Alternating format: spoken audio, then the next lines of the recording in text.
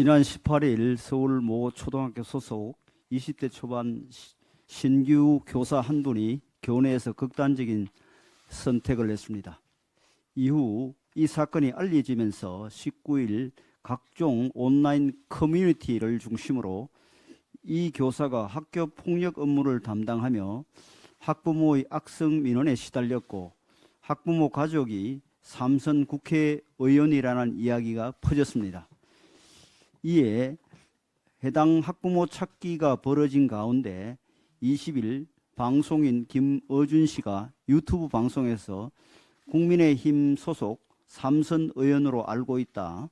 대단한 파장이 있을 사안이라고 주장했습니다. 확인되지 않는 온라인 소문을 유명 유튜브가 국민의힘 삼선 의원이라 구체화하자 논란이 걷잡을 수 없이 확산됐고 장본인으로 특정된 우리 당 한기호 의원이 결국 입장문을 발표하고 손자녀 중 이 초등학교에 재학 중인 아이가 없다고 밝혔습니다. 해당 초등학교 또 어제 학교장 명의의 입장문을 내고 고인의 담당 업무가 학교폭력 업무가 아니었다는 점, SNS에서 거론되고 있는 정치인 가족은 이 학급에 없다는 점 등을 발표했습니다. 경찰 역시 학교 관계자와 유족, 학부모 등을 조사했지만 현재까지 학교에 대한 불만이나 학부모와의 갈등 등의 문제로 극단적인 선택을 했다는 정황은 확인하지 못했다고 밝혔습니다. 결국 이 교사의 극단적 선택을 둘러싸고 인터넷에서 떠돌던 소문은 대부분 거짓으로 드러났고 인터넷 맘카페에 이 소문의 진원지가 된 글을 쓴 사람도 사실이 아니라며 글을 삭제했습니다. 우리 당은 허위사실 유포 등의 혐의로 김어준 씨를 고발하기로 했습니다.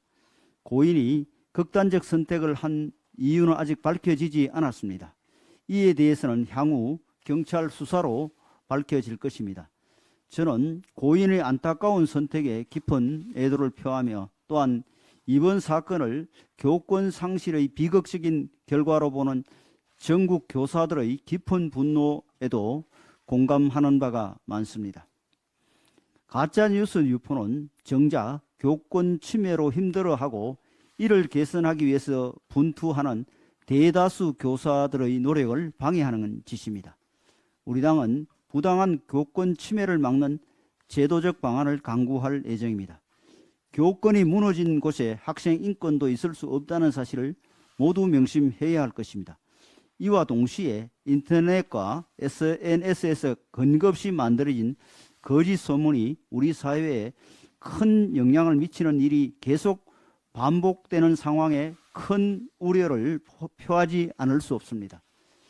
이번 경우도 온라인에서 루머가 발생한 후 인터넷 커뮤니티 등에서 급속히 확산되다가 음모론자의 편성 정폭 과정을 거치며 대중을 흥분시키는 전형적인 과정을 거친 것으로 추측됩니다.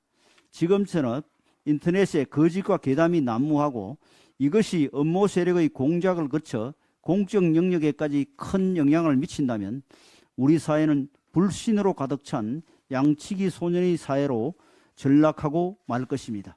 그런 사회는 지속 가능하지 않습니다. 또한 이번 소문이 거짓으로 밝혀지긴 했지만 이미 한기호 의원의 명예가 큰 손상을 입었고 우리 국민의힘도 정치적 타격을 받았다는 사실을 지적하지 않을 수 없습니다.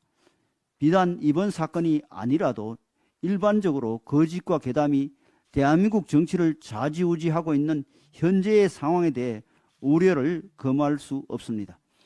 2008년 광우병 사태에서 사드 사태를 거쳐 후쿠시마 오염수 사태에 이르기까지 우리는 편향적인 유튜브, 사이비 언론, 정당이 삼각 편대를 이루며 무책임한 선동정치를 일삼는 상황을 끊임없이 봐왔습니다.